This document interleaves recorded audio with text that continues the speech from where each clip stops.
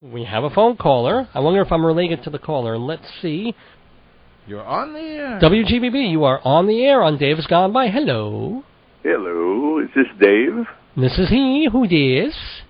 Who's this? This is Phil.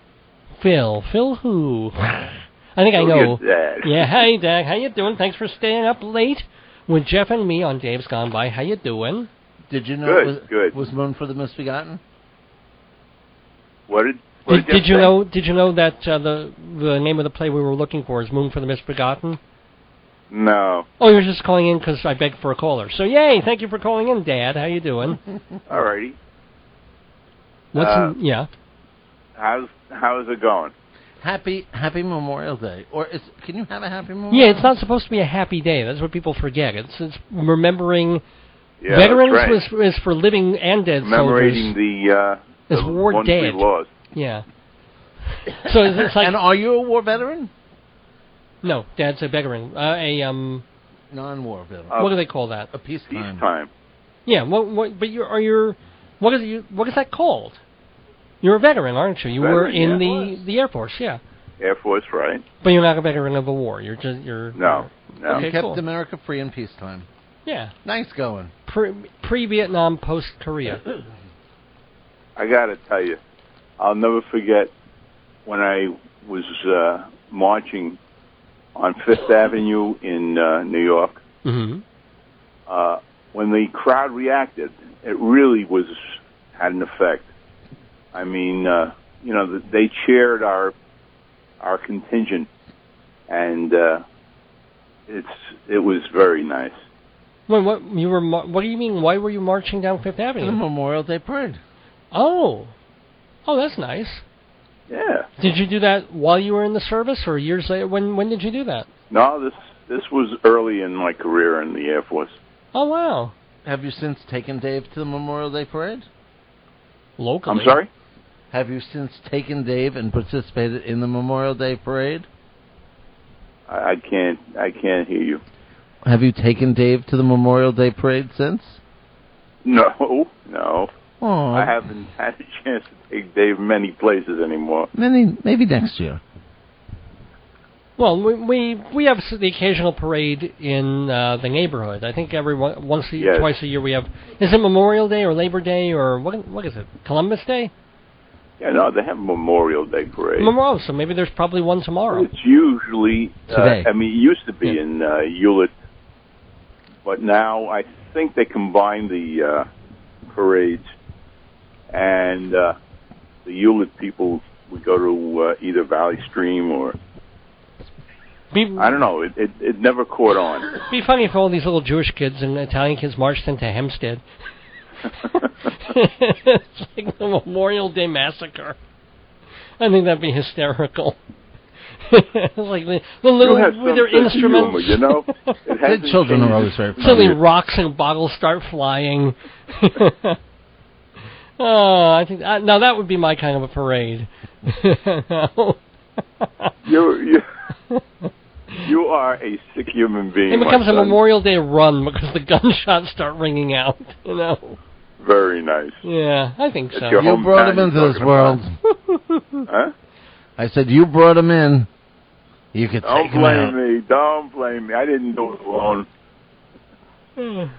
His mother has to share the credit. That's true. You're half the DNA, babe. Well, yeah, I guess I had something to do with it. So, Dad, did you have a good... Yeah. Well, the weekend's not quite over, if you're counting the holidays. So, have you had a good one? Oh, yeah, very, very nice. Terry dropped in on us. And Terry, your family friend, uh-huh. Right. And Get any gifts? And Michael and Ray were there. Oh, good. Michael and his lover, longtime, companion, Ray. Right. Mm-hmm. And Bonnie stopped by. Okay. You know, she was with them. How is Aunt Bonnie these days? What's she been up to? What's she been up to? Yeah. She never writes to me. Staying out of mischief. Well, that's good. Well, I mean, she had a pretty tough year for a while. Yeah. But yeah, she seemed to come through it pretty good. pretty well. Well, she's got a nice support group of her kids and her grandchild and. Right, yeah, she's a grandma, and she'll be, God willing, a grandma again. Yes. In a couple of months, yeah. Adam and Marnie are going to make her a grandma again. No, Adam is her kid. It's amazing that we're just talking about incredibly intimate, obscure family details on the air here on this radio station. It's like people who are bored by the theater stuff are extremely, excruciatingly asleep right now. Well, what do you want to talk about? I don't know. Any family member have bunions, warts, anal fissures? Any kind of real minutiae. Someone recently burned a steak in our family, or How was the barbecue? Oh, very nice. I always enjoy that. What barbecue? When was her barbecue? Well, when Terry was over, we had I barbecued hamburgers and nice.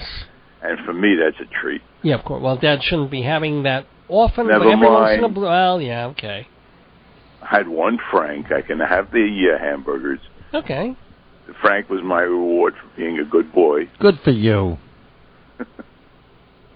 Hot dog, yeah. Oh. Did you talk badly about Dave? Never.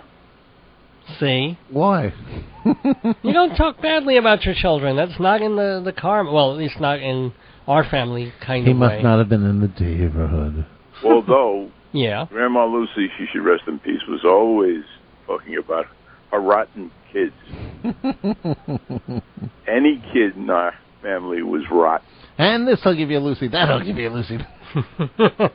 Yeah, she was a little bit like Frumacera, a little bit, yeah. She said it with love, Oh, yeah. Oh, absolutely. But I guess she came from a place where that's giving it a canine horror. Yeah, or the bad eye. If you say Evil something like eye. that, something wrong is going to happen.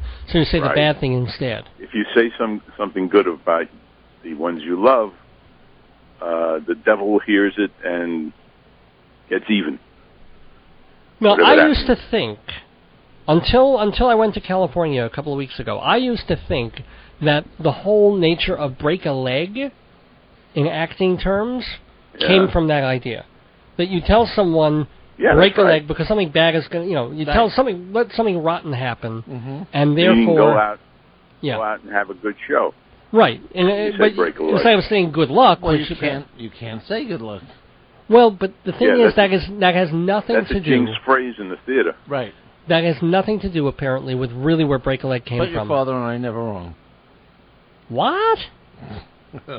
No, I was taught this by someone who was in the know. I still have meant to wiki it and check up on it, but she's a dance professor, so it had nothing to do with that at all. It had to do in the commedia days of the acting troupes of that era, the 16th and 17th century. They would wear these very ornate, starchy costumes with these, pantaloons and things like that, but these leggings that were made of starchy, stiff material. Okay? So they would go out there on stage and they would act. And then if the audience liked them, they'd give a little bow from the shoulders. They bow. And that would break their leg. Well, no. What would happen was, if the audience liked them a little bit, they do a little bow, they go off stage, they're done. If the audience loved them, they were supposed to do a deep bow on one knee. And what happens if you bow on one knee, you break that legging that you're wearing.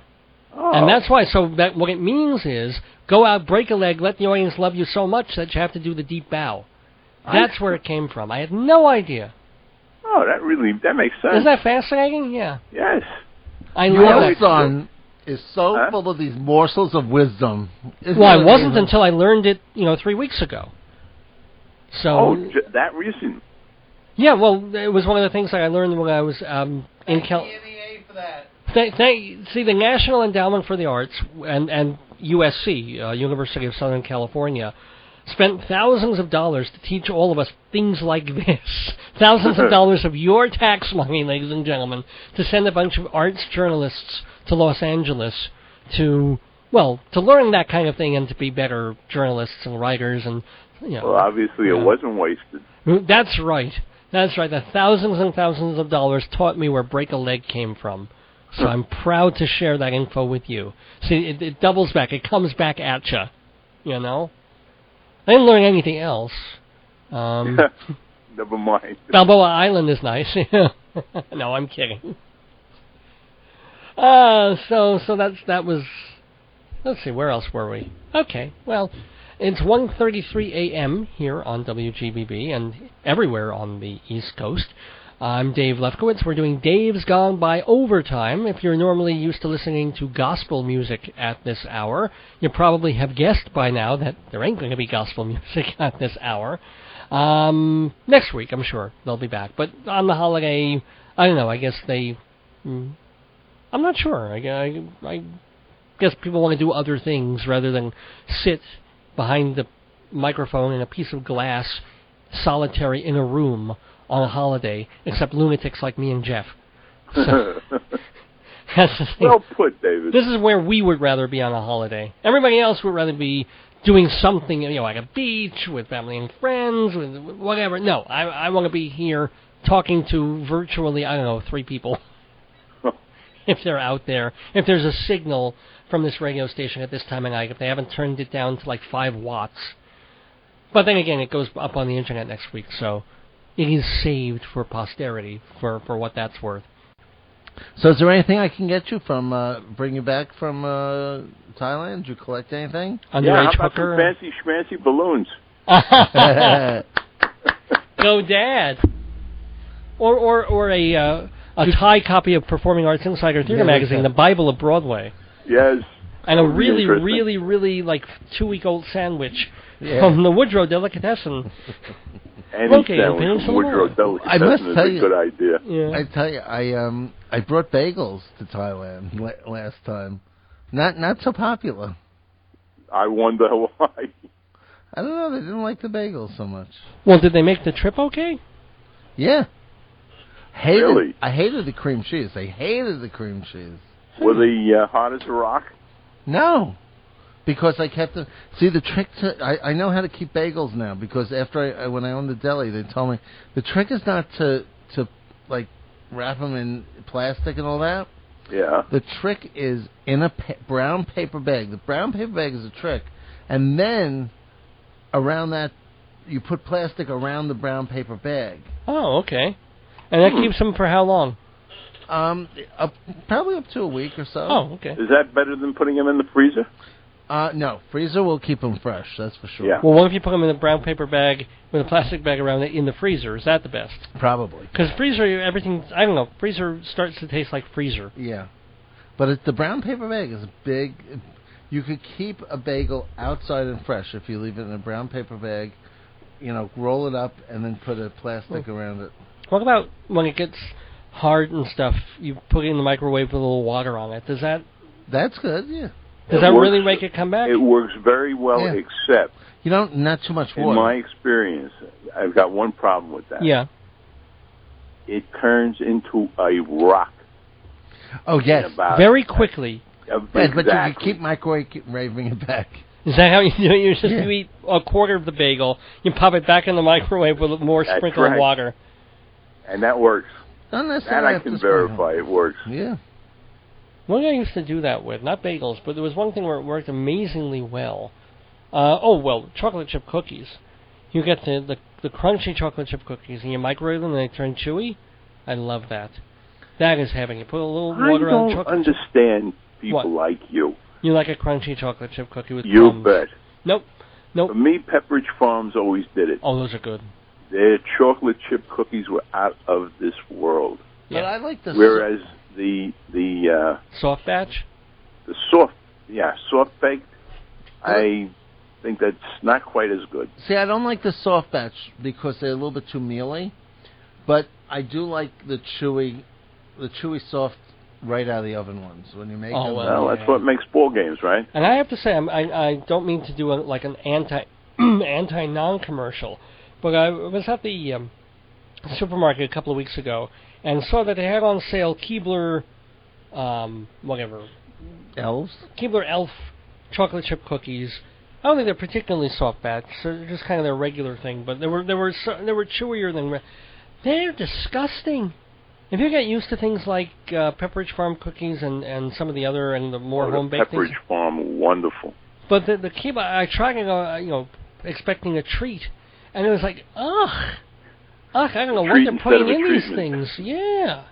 I'm sorry to say that. Maybe I just got my taste buds were off that day. I don't remember Keebler being so blechy. They were blechy? Yeah. And they were fresh. They were new. I just bought them like 3 weeks earlier. So, boo on that. I don't know. Maybe they're what was wrong with them? Lard, and it just tasted like there's nothing particularly wrong with them. I just realized the taste had nothing to do with what I wanted a chocolate chip cookie to taste like. Were they made with animal fat? Maybe. Probably. Maybe they're lard, and I'm not used to that anymore. You see, you can't go wrong when you stick with kosher. You can go very wrong sometimes where you stick with kosher, but in this particular case, I mean, see, if you stuck to the cookies that you can get at the Woodrow, they don't serve cookies at the Woodrow. I wish they would, but they have good cake. The Woodrow has delicious dessert cake, actually. Nice 7-layer cake. I was trying to stick a commercial in there for you. I know, I realize that. That's why I'm trying to say that the Woodrow has wonderful cakes. Well, you know how you can make things even better that you like? How? You could copy them at Hewlett Minuteman Press. That's right. You take one cookie, you put it on the Xerox machine, and you can make and as you many get 10% off. Right. So if you're paying for 10 cookies, they'll give you one cookie back. Well, or one cookie's worth of price back. But you can copy it 11 times, too. Yes, so you can still have your 10 cookies and eat them, too. And then make more cookies. I often thought that you don't have all your cookies. Well, I make people toss their cookies, is what I normally do. Davis tosses her cookies. So let's see, we did that. We did Fantasy Schmantasy. So wait, do you want anything from Thailand? Can you bring me back one of those dancers? No. Oh, one simple request. Yeah. Did I ask this? What is the request? What's the request? Dad. I will take a dancer and say Phil Lefkowitz was here. No, what is your request, Dad? Bring me back one of those. Oh, one of those. No, I have a question. Dad, I hope you don't know the answer to this one. Jeff, I guess you don't either. But we're watching a French movie last night with our friends. Oh, you asked me this. One of whom is French. Well, did I ask her on the air? No. No. So maybe if people know the answer to this question, call 51629 516. No, God, I'm tired. 631 is the area code. 888-8811. But we'll only be here for about half an hour more. I think 2:30 and it's We're over. bugging out because I do want to talk about the woman at Citi Field Stadium. 631-888-8811 is the. If you have an answer, a real answer, a legitimate answer to this question, in this movie, he was describing the lead actor guy who's in a very, very weird relationship with this woman that he's known since childhood. They love each other, but they're not. It's not a typical love relationship, and it's really more based on a dare game that they play with each other back and forth over the years in increasingly very weird and precarious kinds of dares. And he's trying to explain just the rush that he gets from playing this game with her. And as he says, it's better than the best meal you've ever had, the best ice cream, the best sexual experience, the best, he gives this litany of lists, better than this, better than that. And among the things that he mentions is better than Thai doggy style. What? Now, I know what doggy style is. Yeah. I don't know why the hell I'm asking my father this, but... What is Thai doggy What style? Is Thai doggy you'd have to ask your partner there. Well, Jeff doesn't seem to... It just he never heard sounds of it either. Good. So you think it's just basic doggy style that they're putting the word Thai next to it? It isn't like a Thai specialty? No. Never heard of it. Maybe Thai doggy style's a dish there. No, that would be in Vietnam. That's what they have in the restaurants there. Well, does anybody really, if Thai doggy style is just another way of saying doggy style, please give us a call at 631-888-8811. Or, if Thai doggy style is something somewhat different, or a particular twist pun sort of intended on the regular position, please give us a call at 631-888-8811. You'll notice that is the same number. 631-888-8811 for either answer. And please keep your answers, shall we say, clean, within the realm of PG to PG-13 descriptiveness for commercial radio, even though it is 2 minutes to 2 in the morning. Thai doggy style, throwing that open to you. Anybody who's listening, any cab driver who has experienced it, has wondered about it, has been to Thailand and seen dogs in the street perhaps doing this, or humans in the street perhaps doing this. No?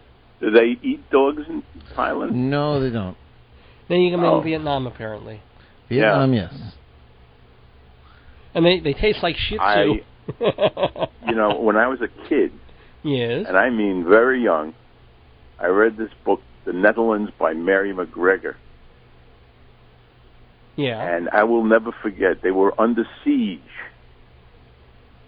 And they vowed not to give up as long as there was one dog or cat or rat still inside. They were eating their pets, the rodents, anything they could get to stave off capture. Cool. Terrible. Did they end up winning, or did they end up down to their last rat? Even today, there's the Netherlands. Oh yeah, I guess that's so. They had like 2 rats left, and the other people gave up. They had I guess they just got tired and had to go home. I don't remember that. There was 1 roach and 1 possum, and then the other side just said, they're it's funny, stronger. you read books during your life, and some of them you enjoy, you don't enjoy, whatever. But some of them make a real impression on you. Mary McGregor, what was the name of the book? The Netherlands. That's the second book I've been recommended to read today. So there's that, and I've got to read that book Jill O'Hara mentioned by that fellow Redfield about theater. I gotta check that out. Anyway, let's give this honor to Dad. Dad, it's 1:59 a.m. here, everywhere. Well, not everywhere. Everywhere on the eastish coast. So you know what that means. WGBB AM. Free. You gotta make it legal. The legal ID is simply the call letters. Okay, WGBB. And the place. Freeport, Long Island. What on earth? Did you just give us a Turn little taste of Freeport? Turn your computer down. Dad just gave us a little taste of Freeport right there. What was that all about? Dad? The base isn't in Freeport? No. I was just gooping because we suddenly got like 4 seconds of static out of your telephone. I don't know what. I didn't do it. Oh, okay. So you don't want anything from Thailand, huh? I told you. Well, I can't bring anything alive. How's that? That's not my fault. You said anything. You can't smuggle down the girls past customs. Would you like anything dead to come back? Like what? I don't know. Make a suggestion. The former president of the United States? No. Like I mean, like a keychain. All right. Well, if you think of something, tell Jeff. He'll be heading out. When are you leaving? Thursday. Wow. So it's a real quick trip. You just booked it a couple of days ago because of these special fares. Oh, and I was also tell you, I've been talking to my friend Pop. I just got my email back. Mm-hmm. They are doing the reason why he actually asked me way back when. Let me go back to the thing. We're not going up to Chiang Mai until the 7th, I believe, is because let's see. Is because he is seeing a show on the 6th. Yeah, what? He goes, okay, yeah, I'll be going to the local musical theater together. They'll go to local musical theater. To see women spit ping pong balls. No. but he Thai doggy style. But he also gave me and I said, can I go see it with you? And he said, sure. And I looked up, and some of these have Thai subtitles, and English subtitles, some don't. But what's very interesting is like the oldest like horror story in Thailand. So it's a horror musical. But the musical is called May Nak Prakong the Musical. May Nak Prakong? Yes, and there's a website here. If you I hope you don't find out that Thai doggy style is a form of cooking. Okay, here's what you type into your computer. Okay, I'm going to do this now. I'm going to do this on the computer in the control room here. What am I typing? M-A-E space. Space? There can't be a space. Oh, I'm sorry. You're right. HTTP : // Yeah.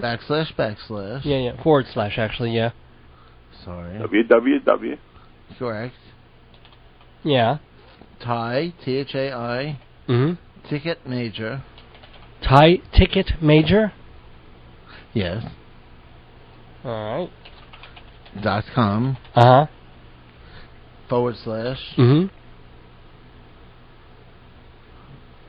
performance. Okay. / Wait,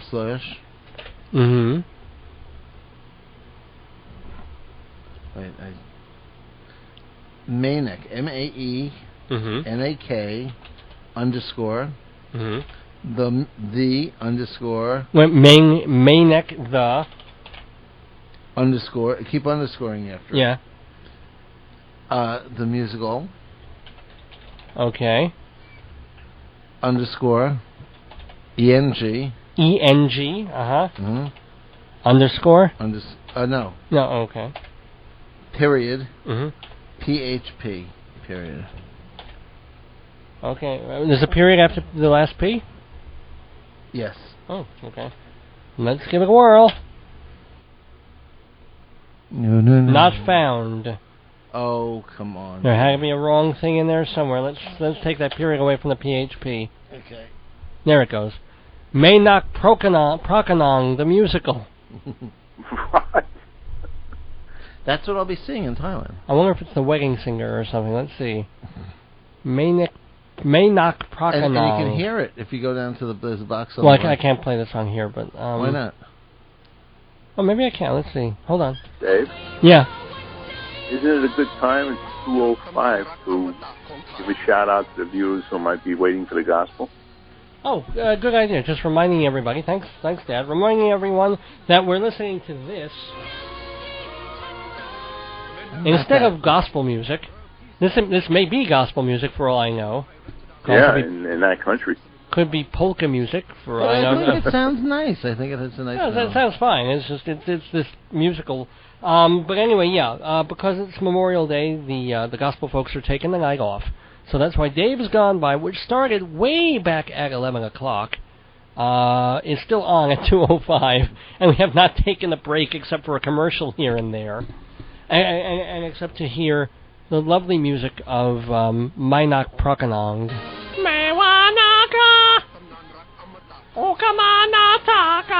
Oh, shut up, Dave. Yeah, this is the stuff. I don't think Greg appreciated, Jeff appreciated that.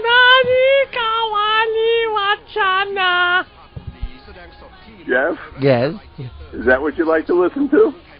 Well, I think it sounds pretty in the background, don't you? Not Dave, but... Not my first choice. Well, it's Les Miserables crap. No, but it kind of sounds, like a melodic tune. Yeah, no, it's oh, yeah. That Euro-style music, and you know what I'm kind of looking forward to? What?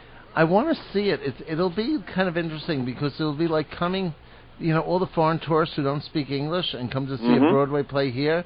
It'll be the same way because I told them, we're not... there are some performances that are subtitled in English, but this is not one of them that he's going to see.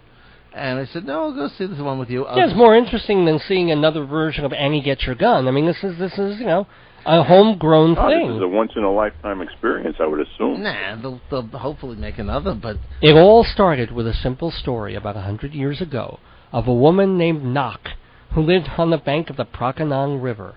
She died in childbirth, Yeah, that's a great start for the musical. I told you it's a horror movie. And she became a ghost, scaring people in the entire Prakanang district. Since then, various forms and versions of the story have haunted Thai pop culture. The oldest account of May Nak, May being the archaic form commonly used before a woman's name. Right. So, like, my wife would be May Joyce, and Dad's wife would be May Brenda, and May West would be May West. There was an article written by K.S.R. Kularb in the periodical Siam Prophet back in 1899. I never got that issue. I was subscribing, and I never got my 1899 January issue of Siam Prophet. In it, he gives a page and a half of history in response to a reader's letter asking him about the Nak demon.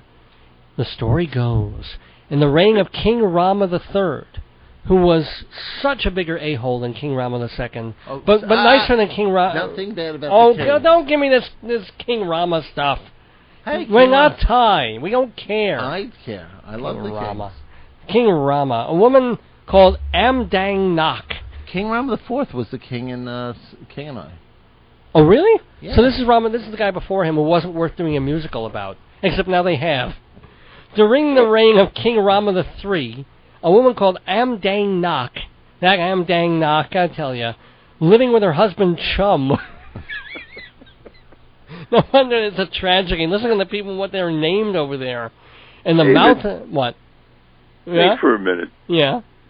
If somebody told you that there was a musical being made of a shtetl in Europe, Russia, yeah, where the people are going to be ousted from their village and live under tremendous oppression, what would you say? Does that sound like entertainment? Never work. Exactly. It would never go. So tell us more about May Nak. Well, see, if they ever do a musical of Jaws, I guess they could also name the husband Chum, near the mouth of the Prakanang River. That was very good. Thank you very much. So, but this poor woman, Amdang Nak, dies in childbirth. Chum buried her in the cemetery of Mahabusaya Temple. No ghosts appeared, so there's no real reason to put this in the musical. It's the Mahabusaya Temple. But the older son, fearing that his father would remarry and lose their wealth, devised a plan to prevent any such intentions. He hired men to throw stones at boat people. See, this is going to be Vietnam. Throw stones at boat people near the cemetery, and he dressed himself up in women's clothes and terrorized the villagers as his mother's ghost. I think he dressed himself up in women's clothes for very different reasons. Yeah, right. But I'm not going to get into that. Why, sweetie? It's like Kaja Nak. The son later confesses, but instead of ending the mischief, it sparked several later incarnations of May Nak's ghost. A musical entitled Inak Prakanang became all the rage in 1911. It was that, or let's see, Half a Sixpence, and that was big that year. And wasn't it Prakanang? Yankee Doodle. No, Prakanang. And then Yankee Doodle Knock. That was a big one. But Jeff, do you enjoy going to the theater? I love the theater. In Thailand? Yeah. Noxific Overtures. How could you possibly appreciate it? Enoch Prakanang, Get Your Gun. That was very good. And you get your chum. And these were the rage in 1911. It may not get your chum. And several elements that were to become classic features of the May Nak tale were put in place, including the name Mak as the husband's. Also created with the fantastic episodes in which the Nak ghost kills talkative neighbors and stretches an elongated arm to pick fruits. Well, I think the first fruit he picked is the guy dressing up in the women's clothing. That was the long arm of the... Yeah, well, that wasn't an arm either, let me tell you. Midnight Friday, July 23rd, 1999. That was almost 10 years ago. Oh, it's almost a shame you're not going to be there on the 10th anniversary of this. Was the sold-out opening night of Nong Nok, the latest film on this famous legend. Film on this famous legend. Well, I'm not going to knock it, you know. The movie easily broke national records, which to that point had been, I think, about $150, and became the highest-earning film in Thailand. Crowds flocked to the Mahabusaya Temple, and Mae Nak's image and shrine there overflowed with offerings. All of this proves that Mae Nak's ghost is definitely far from eternal... Oh, my God. What? Jeff, what? Scroll down to the very bottom of this page. Oh, you're not on that page. I'm sorry. It's this weird thing, this website, sarakadeek.com, a feature story about this Mae Nak legend. And then there's all these weird... They're not even Cyrillic characters. They're these links to things, but they're not in English. They came through as garbled. So you just see, like, letter E, small number 1, N, little 0, E, O... absolutely impossible readable things, like line after line of these links that make absolutely no sense. And then the word anchovies. There's a link to the word anchovies. We're going to follow this now. Anchovy. Anchovies are an indispensable element in the lives of all fans of the fish sauce and seafood. I don't know why that must be a Thai thing. The marine fish is characterized by a long, transparent body with a silver stripe along both sides, kind of like Nicole Kidman. Sizes vary. I don't know what that means. Sizes vary from as small as a grain of rice. Wow! I know anchovies could be that teeny tiny. They're like brine shrimp. To as large as a human finger. You have to eat 1,000 of them to have some taste. For a snack. Wow, that's pretty... It's just so weird that there are only 2 readable links at the bottom of that last webpage, and they're anchovies and the legend of Mae Nak. Everything else didn't come through. Oh well. Anywho, what else is here? Not much. How much longer are you guys going to be on? Well, Jeff is literally asleep as we speak. He's nodding. He's nighty-night. Well, that's great. Little drive Jeff. home. He's actually very good in the car. He falls asleep at the microphone because it's only a radio show we're doing. It's not actually meaningful or anything. Not like you have to be alert for it. But driving, I'm sure thank God. Your listeners appreciate that. Let's see. Anything more on Mae Nak? Oh, there's a special video of Mae Nak Prakanong. Let's see if we can watch the... Are you faking that, Jeff, or is that real? What?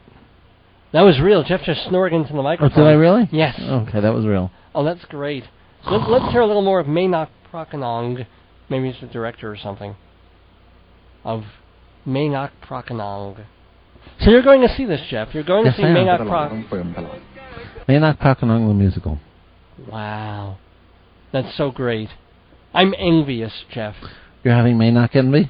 If they have those programs and stuff, I want to see that. Dad, are you asleep too now? Not really. I'm just not too comfortable holding the phone to my ear here this whole time. Well, yeah, but if you hold the phone to your ass, we can't hear you. Well, what a mouth. I just thought I'd throw that in there to remind you that there's only really one place you can hold a phone. You know. I can hold the phone to the small of your back, but same problem. You know. No, I mean, I can turn the volume up on the computer, but then I'd have to put down the phone. Yeah, no, I get that. Wow. Well, I'm very glad you're going to see that show in Thailand, Jeff. Yeah, thank you. What else is playing at the same time? Well, you could go to the same cinemas. There's no other Broadway show or shows, really. Something else is coming at the end of the year. I don't know what. I know Annie's coming at the beginning of the year. Okay, Annie, yeah. That makes sense. Yeah. Annie. As they call I'm going to say goodnight now. Okay. Say goodnight now. Good night now. Good night now. Thank you. That's my dad, ladies and gentlemen, Philip Lefkowitz. Thank you for calling in. Love to you and Mom, of course. Oh, ditto. And see you guys soon, and happy Memorial Day to you. Have a little leftover barbecue on me. Num num. All righty. And night, my man. Good night, guys. Okay. Bye-bye now.